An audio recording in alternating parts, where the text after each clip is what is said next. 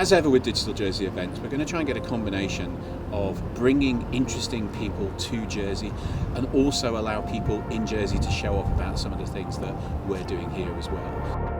When the virus came along and we stopped having sort of physical events, people started to create virtual events which were a sort of simulation and to be honest, not that much fun. By bringing together the physical and the virtual in this way, we can make events like this which are just a cut above.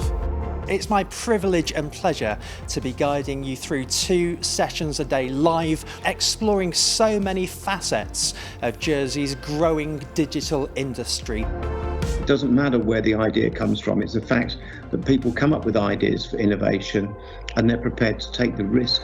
It feels as though Digital Jersey is bringing the world to Jersey and Jersey to the world. You know, when we finished the fibre rollout a few years ago, we made a commitment that basically said, we think we have the best networks in the world. Do your best. This isn't a moment in time with COVID. This is here to stay. And we need to just really embrace the acceleration that we've been gifted.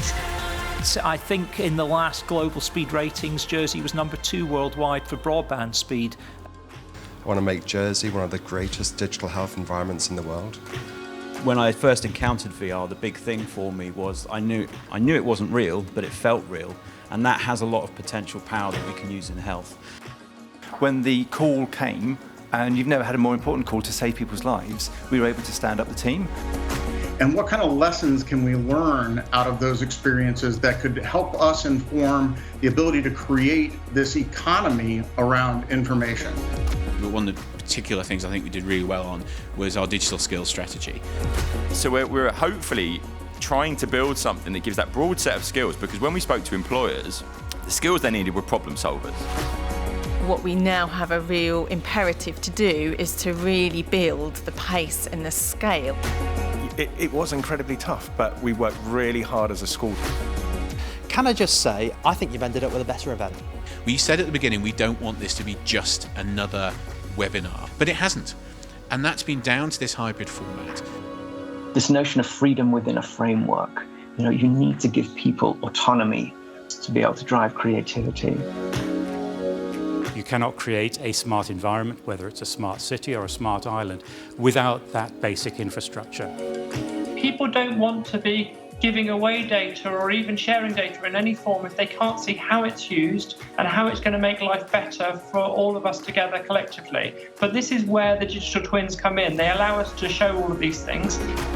It makes the data more transparent, and if it's transparent, people can access it, they can understand it, but crucially, they can trust it. We can see what good looks like around the world. There's nothing to stop Jersey doing any of those things we've seen in other places today. Only ourselves. We're the only people who can stop ourselves. We can be data-driven. We can be evidence-based. We've got probably the fastest internet speeds now in the whole world. What's stopping us from taking this advice from this week? We've got some amazing advantages if we would just use them. To you, thank you so much. It has been an absolute treat from me, from Tony, and from the whole team. Goodbye. Thanks for watching.